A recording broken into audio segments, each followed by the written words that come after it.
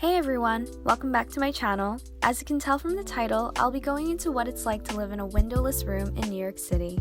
I'd like to clarify that windowless rooms are not considered legal bedrooms. However, it's an unfortunate norm for New York renters due to price range and location.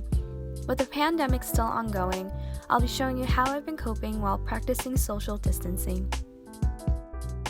The room was small to begin with, so I went for a minimal aesthetic in order to optimize the sense of space that I had. Now you're probably wondering what this thing is. Yep, it's a fake window.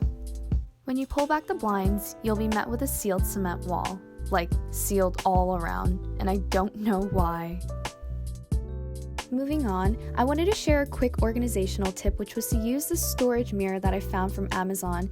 It holds my jewelry, my makeup, and any other knickknacks that I wanted to hide from plain eyesight. I highly recommend. Social distancing calls for working from home, and working from home can be comfortable, so I choose between my bed or a laptop table which folds away easily, along with a collapsible chair that doubles for storage. With a small room like mine, this is very optimal and comfortable. When all work is done, I like to do a bit of reading. Currently, I'm catching up on The Power of Habit, which is really good for those that want to change their mindset and work on stubborn habits.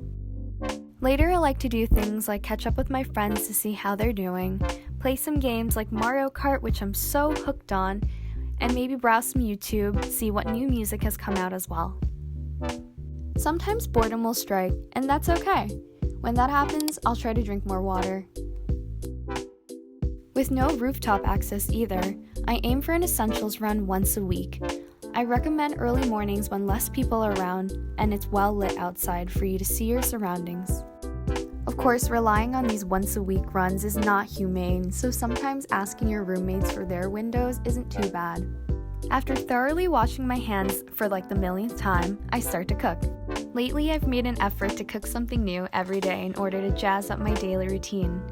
Today I'm making keram papjeon that I saw from a Korean mom YouTuber, which I can link below.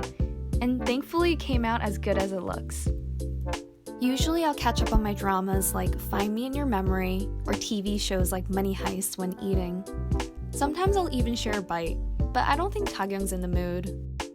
Afterwards, I wash up and end with a face mask.